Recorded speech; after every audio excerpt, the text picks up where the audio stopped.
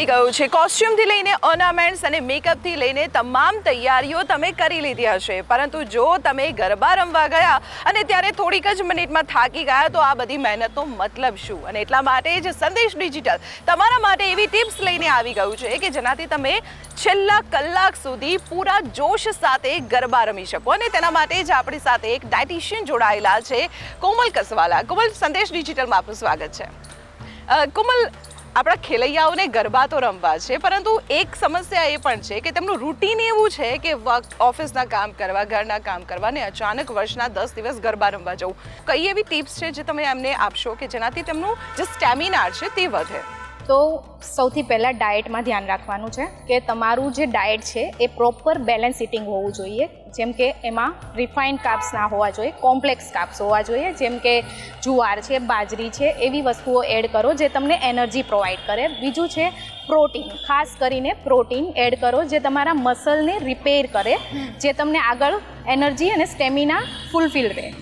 Third છે good fats. Good fats, દેન fibres, જે તમને ડાયજેશન રિલેટેડ કોઈ બી ઇશ્યુ ના થવા દે. કંઈ બી તમે ખાઓ તો એ પહેલાં ડાયજેશન તમારું સારું રહે. પછી છે તમારી ફ્લેક્સિબિલિટી, કે તમે પહેલાં ક્યારેય એક્સરસાઇઝ કરી નથી, રાઈટ? અને હવે તમે ગરબા રમો છો તો થાકી જાઓ છો, stamina, energy, muscle pain, calf muscle pain, cramps થવા લાગે છે. તો પહેલેથી જ એના માટે તમે રેડી રહો કે રોજ 20 થી 30 મિનિટ તમે બ્રિસ્ક વોક કરો, સાયકલિંગ કરો, સ્વિમિંગ કરો, જે તમારું એન્ડ્યોરન્સ બિલ્ડ કરશે. બોડી સ્ટ્રેચિંગ છે, યોગા, લાઇટ યોગા કરી શકો છો, જે તમને આગળ ગરબા રમવામાં પણ હેલ્પ કરશે. થર્ડ છે તમે શુગરી ડ્રિંક છે એ બધું અવોઇડ કરો. એ તમને જલ્દીથી તમારી એનર્જી અપ કરશે, સ્પાઇક કરશે, પણ તરત જ પાછી ડાઉન તમારી સ્ટેમિનાને કરી શકે છે અને હેલ્થને પણ ઇશ્યુ કરી શકે છે. તો એ વસ્તુ અવોઇડ કરવી જોઈએ. એન્ડ ફોર્થ, તમારી સ્લીપ પ્રોપર હોવી જોઈએ, જે તમને આગળ જતાં હેલ્પ કરે. ઓકે, તમે જે ફાઇબર અને કાર્બ્સની વાત કરી છે, તો ઘરની અંદર એવી કઈ વસ્તુઓ છે કે જે રૂટીનમાં યુઝ કરી શકાય કે જેનાથી આ બધી વસ્તુઓ એમને મળી રહે? કાર્બ્સ છે તો આપણે રોટલી, રાઈસ બધું ખાઈએ છીએ, રાઈટ? અને બ્રાઉન રાઈસ છે તો એમાં ફાઇબરનું પ્રમાણ થોડું વધારે હોય છે, પણ એ ડાયજેશનમાં, જેને ડાયજેશન રિલેટેડ ઇશ્યુ છે એમના માટે વ્હાઇટ રાઈસ ઇઝ ગુડ. પછી તમે મિલેટ્સ, અત્યારે મિલેટ્સનો ટ્રેન્ડ ચાલી રહ્યો છે, લાઈક જુવાર છે, બાજરી છે, જેમાં ગુડ પ્રમાણમાં ફાઇબર હોય છે, અને ગ્લુટન ફ્રી, જેને ગ્લુટન ઇન્ટોલરન્સ હોય છે એના માટે પણ ખૂબ સારા પ્રમાણમાંથી ફાઇબર મળી રહે છે, અને એનર્જી તો પ્રોવાઈડ કરે જ છે, કાર્બોહાઈડ્રેટ, રાઈટ? અને ફાઇબર્સ છે તો એ તમને લીલા શાકભાજી છે, ફ્રૂટ્સ છે, રો સેલેડ છે, જે તમે લઈ શકો છો. લીલા શાકભાજીમાં પાલક છે, મેથી છે, તાંદળજો છે, જેમાંથી સારા પ્રમાણમાં ફાઇબર મળી રહેશે અને તમને કોઈ ડાયજેશન, કોન્સ્ટિપેશન, કબજિયાત વગેરે જેવી વસ્તુઓ નહીં થવા દે. ઓકે, આ જે બધી વસ્તુઓ છે તે નોર્મલ પબ્લિક તો લઈ શકે છે, પરંતુ નવરાત્રિ એટલે શક્તિની ભક્તિનો પણ તહેવાર છે.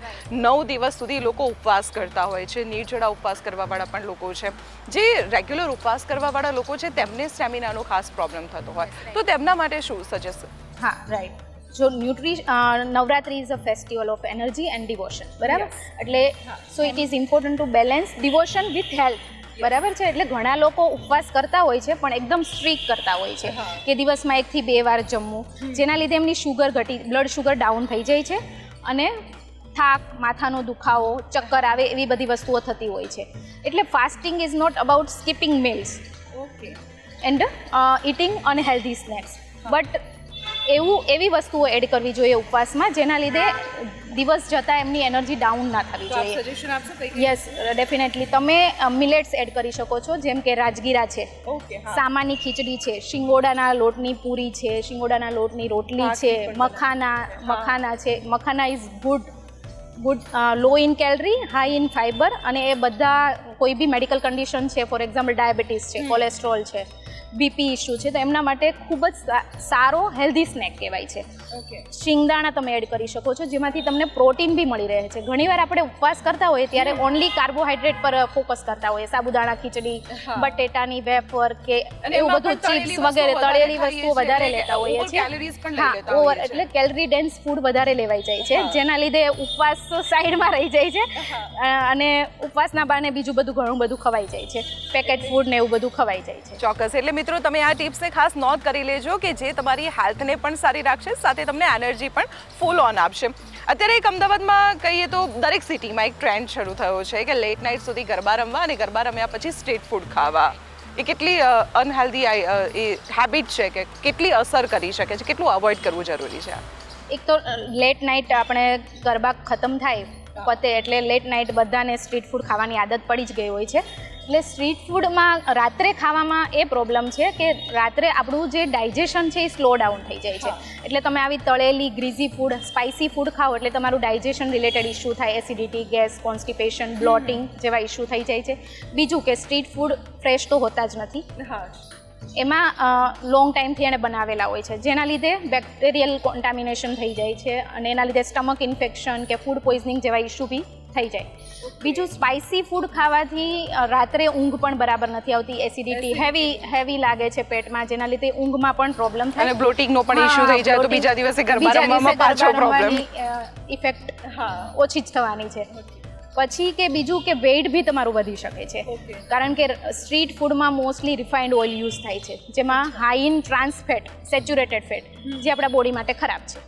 અને લાઇટ તમે રાત્રે જે બી એક્સ્ટ્રા કેલરી ખાઓ છો એ ફેટ તરીકે સ્ટોર થવાનું છે અને તમારું વેઇટ વધી જાય છે. તો આવા સમયમાં સ્વાભાવિક છે કે તમે ફૂલ ઓન એનર્જી સાથે ગરબા રમ્યા હશો એટલે ભૂખ તો લાગવાની જ છે ને, ખાલી પેટ ઊંઘ તો ના જ આવે આપણા ગુજરાતીઓને. તો શું સજેસ્ટ કરી શકો કે લેટ નાઇટ સૂતા પહેલાં ઘરે શું ખાઈ શકે? સૂતા પહેલાં તમે કોઈ બી ગરમ દૂધ, જેમાં તમે જાયફળ છે, ઇલાયચી છે, કેસર જેવું એડ કરી શકો, જેનાથી જાયફળ એ બધું તમારી સ્લીપને બી બૂસ્ટ કરશે, તમને ઊંઘ સારી આવશે, રિલેક્સ કરશે તમારા માઇન્ડને. બીજું તમે હર્બલ ટી પી શકો છો, તુલસી, જિંજર, કેમોમાઇલ ટી, જે તમને બ્રેઇન, તમારા માઇન્ડને રિલેક્સ કરે અને ઊંઘ સારી આવે. બીજું તમે વધારે ભૂખ લાગે છે તો મખાના, સ્વીટ પોટેટો, શક્કરિયાની ચાટ, જે ખૂબ જ સારી છે, એનર્જી બી પ્રોવાઈડ કરશે અને તમને ફૂલફિલ લાગશે. બીજું તમે યોગર્ટ સાથે ફ્રૂટ બોલ લઈ શકો છો, જેમાં તમે રોક સોલ્ટ અને બોડીને પણ એડ કરી શકો છો. મળે. હા, અને રિહાઇડ્રેટ બી થશે તમારી બોડી, જે હાઇડ્રેશન આપણું ઓછું થઈ ગયું હોય ગરબાને લીધે, તો રિહાઇડ્રેટ બી કરશે અને તમારી એનર્જીને બૂસ્ટ બી કરશે.